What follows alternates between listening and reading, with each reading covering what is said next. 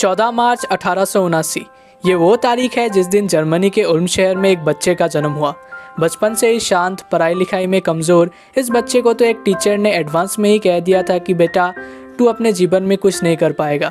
लेकिन इतिहास गवाह है कि ये बच्चा दुनिया का सबसे जीनियस इंसान और सबसे बड़ा साइंटिस्ट बना। जी हाँ दोस्तों, मैं बात कर रहा हूँ एल्बर्ट आइंस्टाइन की। तो दोस्तों, पिछले वीडियो में हमने बात किया था एल्बर्ट आइंस्टाइन के जीवन से जुड़ी कुछ मज़ेदार किस्सों के बारे में, और आज के वीडियो में हम बात करने वाले हैं कि आखिर किसने और क्यों चोरी कर लिया एल्बर्ट आइंस्टाइन का ब्रेन, और एल्बर्ट आइंस्टाइन के दिमाग में ऐसा क्या था जो उन्हें दुनिया का सबसे इंटेलिजेंट इंसान बनाता था। तो नमस्ते दोस्तों, मेरा नाम है हृदय। तो चलिए आज का वीडियो शुरू करते हैं।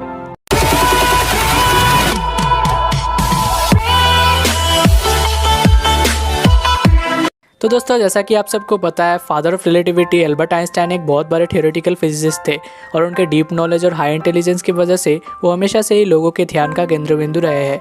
और शायद यही कारण था कि एल्बर्ट आइंस्टाइन की मृत्यु के बाद भी उनके दिमाग पर रिसर्च चलता रहा। तो दोस्तों, 17 अप्रैल 1955 की बात है, जब अचानक आइंस्टाइन के थमनी यानी आर्टरीज में रप्चर की वजह से इंटरनल ब्लीडिंग होने लगी, जिसके कारण उन्हें तुरंत हॉस्पिटल ले जाया गया। डॉक्टर्स ने आइंस्टाइन से कहा कि अब सिर्फ सर्जरी से ही आपकी जान बच सकती है, लेकिन एल्बर्ट आइंस्टाइन ने कहा कि वो अपने हिस्से का काम कर चुके हैं और अब वो जाना चाहते हैं। इसके बाद अगले ही दिन 18 अप्रैल 1955 में एल्बर्ट आइंस्टाइन ने 76 साल की उम्र में इस दुनिया को अलविदा कहा। एल्बर्ट आइंस्टाइन ने अपनी मृत्यु के पहले कहा था कि उनके बॉडी पर कोई रिसर्च कंडक्ट ना किया जाए और उनका अंतिम संस्कार किया जाए। उनके डेथ के बाद उनके बॉडी की जांच करने के लिए पैथोलॉजिस्ट थॉमस हार्वे को बुलाया गया, लेकिन हार्वे ने सोचा कि इतने बड़े साइंटिस्ट के बॉडी को इस कदर बर्बाद होने देना विज्ञान के लिए बहुत नुकसानदेह होगा। इसलिए थॉमस हार्वे ने एल्बर्ट आइंस्टाइन के परिवार के बिना अनुमति लेकर ही एल्बर्ट आइंस्टाइन का ब्रेन निकाला और उसे अपने लंच बॉक्स में छुपाकर वहां से भाग गए। इस हरकत की वजह से थॉमस हार्वे को अपने प्रिंसटन हॉस्पिटल वाली जॉब से हाथ धोना पड़ा और उन्होंने अपना मेडिकल लाइसेंस भी गंवा दिया। इसके बाद थॉमस हार्वे ने तुरंत न्यूयॉर्क टाइम्स को इस बात की जानकारी दी। इस बात को सुनकर एल्बर्ट आइंस्टाइन के बेटे हैंस एल्बर्ट आइंस्टाइन बहुत गुस्सा हो गए, लेकिन थॉमस हार्वे ने कहा कि वो जो कर रहे हैं वो साइंस के लिए ही कर रहे हैं। थॉमस हार्वे ने E=mc² जैसे महान सिद्धांत देने वाले एल्बर्ट आइंस्टाइन के दिमाग को कुल 240 टुकड़ों में काटा और उन टुकड़ों को 2 जार्स में सेव करके अपने बेसमेंट में 23 सालों तक छुपाए रखा। अंत में एल्बर्ट आइंस्टाइन के बेटे हंस एल्बर्ट आइंस्टाइन की अनुमति मिल जाने पर थॉमस हार्वे ने एल्बर्ट आइंस्टाइन के दिमाग पर रिसर्च शुरू किया। थॉमस हार्वे के मुताबिक एल्बर्ट आइंस्टाइन का ब्रेन का वजन करीब 1230 ग्राम था, जो कि थोड़ा कम था क्योंकि ऑन एवरेज एक नॉर्मल इंसान का ब्रेन 1400 ग्राम का होता है। थॉमस हार्वे ने कहा कि एल्बर्ट आइंस्टाइन के इंटेलिजेंस क्वोशिएंट यानी IQ 160 थी, जो कि बहुत ज़्यादा थी, क्योंकि एक औसतन व्यक्ति की IQ 90 से 100 के बीच में होने के बजाय एल्बर्ट आइंस्टाइन की IQ थी 160, which was very high। Harvey ने इसके बाद एल्बर्ट आइंस्टाइन के ब्रेन के टुकड़ों को दुनिया के अलग अलग लेबोरेटरीज में भेजा। वैसे तो थॉमस हार्वे हमें एल्बर्ट आइंस्टाइन के दिमाग के बारे में ज़्यादा कुछ नहीं बता पाए, लेकिन उन्होंने जहाँ जहाँ एल्बर्ट आइंस्टाइन के दिमाग के टुकड़ों को भेजा था, वहाँ के साइंटिस्टों ने कुछ चौंका देने वाली जानकारियाँ दी है। तो चलिए उनको जानते हैं। Number 1, density of neurons and glial cells. साइंटिस्टों ने नोटिस किया कि एल्बर्ट आइंस्टाइन के दिमाग के अंदर न्यूरॉन्स की संख्या एक नॉर्मल व्यक्ति से 3 गुना ज़्यादा थी। साथ ही साथ एल्बर्ट आइंस्टाइन के दिमाग के अंदर ग्लायल सेल्स की संख्या भी बहुत ज़्यादा थी, जिसके चलते एल्बर्ट आइंस्टाइन के दिमाग के अंदर बने साइनेप्टिक कनेक्शंस बहुत ही ज़्यादा स्ट्रॉन्ग थे। एल्बर्ट आइंस्टाइन के दिमाग के अंदर के न्यूरॉन्स की न्यूरोप्लास्टिसिटी और न्यूरोजेनेसिस की क्षमता भी बहुत ज़्यादा थी।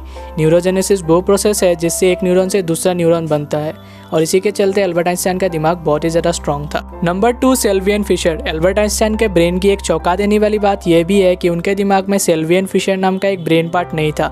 इंसान के दिमाग का ये पार्ट एजिंग के लिए रिस्पॉन्सिबल होता है, जिसके कारण हम बूढ़े दिखने लगते हैं और हमारे चेहरे पर रिंकल्स यानी झुर्रियाँ आती है। लेकिन सरप्राइजिंगली एल्बर्ट आइंस्टाइन के दिमाग में ये पार्ट मिसिंग था। इसे आप बस एक कुदरत का करिश्मा मान सकते हैं। Number 3, corpus callosum. हमारा दिमाग 2 भागों में बटा हुआ होता है। हमारे दिमाग का लेफ्ट हेमिस्फीयर रिस्पॉन्सिबल होता है लॉजिकल थिंकिंग और मैथमेटिकल स्किल्स एक्सेट्रा के लिए, और राइट हेमिस्फीयर रिस्पॉन्सिबल होता है आर्ट, इमेजिनेशन और क्रिएटिविटी के लिए। ब्रेन के 2 हेमिस्फीयर्स आपस में कॉर्पस कोलोसम के जरिए जुड़े हुए होते हैं। कॉर्पस कोलोसम हमारे ब्रेन के 2 हेमिस्फीयर्स के बीच में एक ब्रिज की तरह काम करता है। दोनों पार्ट्स के बीच के इन्फॉर्मेशन को सिंक्रोनाइज करता है, यानी जितनी मोटी ये ब्रिज यानी कॉर्पस कोलोसम होगी, उतने ही स्ट्रॉन्ग दोनों हेमिस्फीयर्स के बीच में बनने वाले कनेक्शंस होंगे, और जितने अच्छे कनेक्शंस होंगे उतना इंटेलिजेंट वो इंसान होगा। तो दोस्तों, अगर आइंस्टाइन की बात की जाए तो आइंस्टाइन के दिमाग का कॉर्पस कोलोसम एक आम आदमी की तुलना में बहुत ही ज़्यादा मोटा था। नंबर 4, आइंस्टाइन के दिमाग के विजुअल कॉर्टेक्स, प्रीफ्रंटल कॉर्टेक्स और लेफ्ट पैराइटल लोब एक दूसरे से बहुत ही वेल कनेक्टेड होने के चलते इन तीनों के बीच में कनेक्शंस बहुत ही स्ट्रॉन्ग थे, और इसी के चलते उनका दिमाग ही उनकी लेबोरेटरी था। Number 5, inferior parietal. स्टडीज में ये पाया गया है कि आइंस्टाइन के ब्रेन के लेफ्ट पैराइटल लोब का एक पार्ट जिसका नाम है इन्फीरियर पैराइटल एक नॉर्मल व्यक्ति से 15% बड़ा था। इंसान के दिमाग का ये पार्ट मैथमेटिकल स्किल्स के लिए जिम्मेदार होता है, जिसके चलते एल्बर्ट आइंस्टाइन एक बहुत बड़े मैथमेटिशियन और थियोरेटिकल फिजिसिस्ट बन पाए। Number 6, prefrontal cortex. इंसान के दिमाग का यह हिस्सा सबसे न्यूली और हाईली डेवलप्ड हिस्सा होता है, जो कि लाखों सालों के एवोल्यूशन के बाद जाकर डेवलप्ड हुआ है। और दिमाग का यही हिस्सा इंसान को सबसे ज़्यादा इंटेलिजेंट बनाता है, क्योंकि इंसान के दिमाग का प्रीफ्रंटल कॉर्टेक्स रिस्पॉन्सिबल होता है goal setting, future planning, thought control, difference between good and bad, creativity, abstract thinking and many more. इंसान के दिमाग का यह हिस्सा पूरी तरह से डेवलप होने में करीब 25 साल का वक्त लेता है, लेकिन आइंस्टाइन का प्रीफ्रंटल कॉर्टेक्स बहुत ही ज़्यादा स्ट्रॉन्ग था। इस बात का अंदाजा आप इसी बात से लगा सकते हैं कि एक नॉर्मल व्यक्ति के प्रीफ्रंटल कॉर्टेक्स में 3 फोल्ड्स होने के बजाय आइंस्टाइन के प्रीफ्रंटल कॉर्टेक्स में कुल 4 फोल्ड्स थे, और साथ ही साथ आइंस्टाइन का प्रीफ्रंटल कॉर्टेक्स ग्रे मैटर से पैक्ड था। तो दोस्तों यही वो रीजंस थे जिनके कारण एल्बर्ट आइंस्टाइन एक बहुत बड़े जीनियस बन पाए। और दोस्तों regular meditation, imagination, art, puzzle solving etcetera करके आप भी अपना ब्रेन पावर इंक्रीज कर सकते हैं। तो दोस्तों आज के लिए बस इतना ही। उम्मीद करता हूँ कि आपको ये वीडियो ज़रूर ही पसंद आई होगी। वीडियो अच्छा लगा हो तो वीडियो को लाइक और चैनल को सब्सक्राइब करके बेल आइकन को प्रेस करना ना भूलें। आपका बहुमूल्य समय देने के लिए बहुत बहुत शुक्रिया।